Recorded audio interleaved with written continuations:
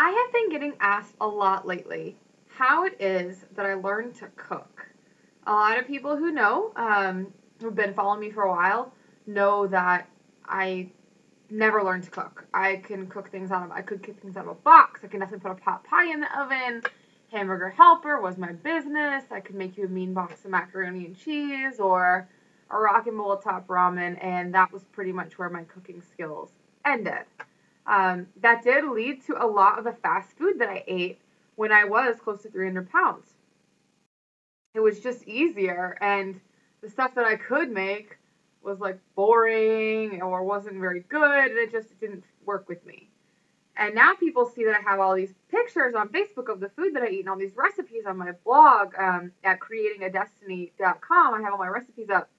And people are just like, how did you do it? Or they'll tell me, well, I would like to, but I don't know how to cook. And what I think sometimes people don't realize is that I had a journey just like everyone else, and it was really slow. It took me a really long time.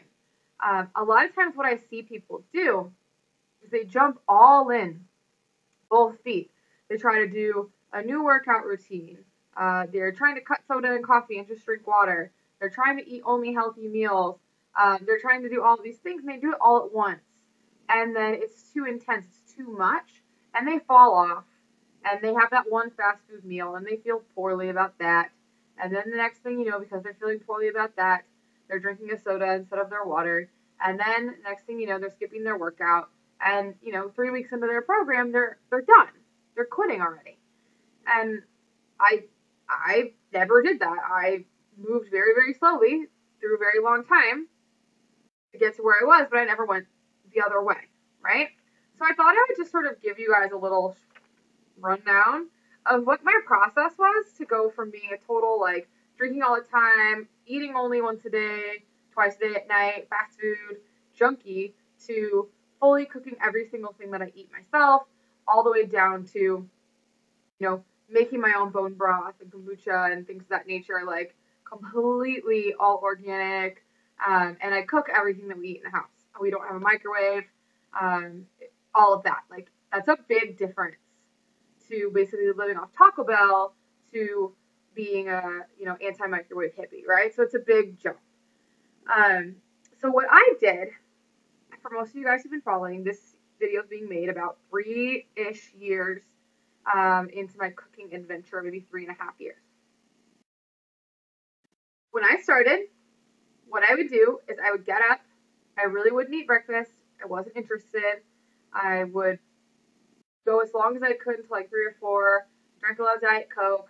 I would probably eat something from a fast food restaurant nearby or a Mexican taco shop. For those of you guys who are in Southern California, you know what's up. In the afternoon, and then maybe eat something super late at night as well. And there's a lot of sweets and a lot of really fat things. I could eat a very large amount of fast food in a very small sitting, like a one sitting, because I just taught my body to do that. And as I got into this world, I found out that the way I was eating was essentially the way sumo wrestlers eat to go up a weight class. When I started reading that research, and a coach, a friend of mine had given that to me, it kind of clicked like, okay, well, this is why I keep gaining weight, because I'm not spacing out my meals.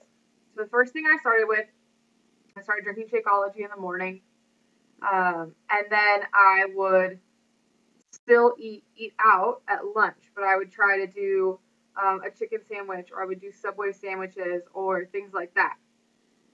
I slowly started to tweak that around a little bit to where I started drinking my Shakeology in the afternoon. And this was my average day when I started eating healthier. I would have a Jimmy Dean's Delight breakfast sandwich. I would then, in the mid-morning time, have some sort of like grapes or carrots, raisins, some little like snack thing, and like a hard-boiled egg. That was really, really common, or string cheese, light string cheeses. That's what I ate. At lunchtime, I had a Subway sandwich or a Subway salad. That was like standard issue. I spent so much money on Subway over the past, I can't even tell you guys, because even let's say I did get the $5 footlong, which didn't even really exist back then, for those of you guys who know how long ago that was. if I ate that every single day, it was $150. That's like not with tax, no drink, no chips, like etc. It was so much money, but that's not the point of this video. And then in the afternoon, I still probably would drink Diet Coke back then and have like another little something like a crackers or a fruit snacks or something little you could put in lunch because obviously how that works. And then at night, I would either still eat a healthier fast food or I would eat like a lean cuisine. Smart Ones were my favorite. They have this macaroni and cheese that I totally loved. It's so funny. I bet I would like gag now, but I did really like it. And then I would try, that would be my meals. And that went on for quite some time. That was like my daily standard. I did a lot of like Yoplait light yogurt and things that have like artificial sweeteners in them that now I wouldn't eat, but it was totally like a good step. It's a good step for me. Then I started to try to move into cooking. And that was unusual because I didn't really understand how to do anything. So I sort of was like just eating baked chicken and like steamed vegetables. So that's all I could figure out how to do. So I would get bored. And a lot of times I would end up at restaurants for dinner or whatever. But I'd still follow that same basic. I must have ate those damn Jimmy Dean Delight things for like a year from Costco. That was like the beginning of my journey. Then I really wanted to learn how to cook. Like for real cook. Not just whatever, right? So I decided what I was going to do is one, I wanted to learn how to like new foods because I didn't really like new foods. And I have another blog post I'm working on about that. But I had like very limited palate. I liked no vegetables of any kind. I liked maybe 2 fruits. I was like meat and potatoes to the end for sure. So I decided what I was going to do is I was going to go out for 1 year and I would pick one new recipe every week and I would cook it from beginning to end, whatever was included in it, and I would learn how to do it, even if it took me 3 hours. And I did it for a whole year. I tried 2 new vegetables every week for an entire year, and then I tried 1 new recipe a week for a whole year. I tried to make them like pretty different, so I had to learn different things. And I would sit there, I would take my iPad or my phone into the kitchen, I would follow this recipe that I usually had printed, and I would have my phone, and I would just be like, on YouTube, how do you cut a mango if I'm making mango salsa? How do I get an avocado open? How the hell does this work? What is the temperature for chicken? What is a marinade? How do I even do that? Like, do I leave it in? Do I put it on top? Do I leave it in there? How long is too long to marinate something? I don't get it. How do you know when meat is done? For a year. For a year I did this. Now, the whole time I was doing that, I wasn't necessarily stopping the other things I was doing. I was still eating the string cheese and the yogurt with the artificial sweeteners and all that. But toward the end of the year, as I was learning about food, I started to do things a little bit better, which is I switched out the Yoplait for a Greek yogurt. Better for you. Sweet, right? I switched out some rices for quinoa because I was trying new things. I'm going to look up something really quick to share with you guys, but I definitely started sauteing more things. I learned about garlic and things like that, and I might sometimes bring those things for lunch, so I wouldn't necessarily end up at a Subway because the night before's dinner would be lunch. So that opened a whole new realm. Leftovers. What? Like, that wasn't in my world before. So leftovers were new. I had to kind of adjust to that, which was an experience, and I had to sort of get past myself with leftovers. And then as I learned how to cook more and more, I eventually decided to go paleo.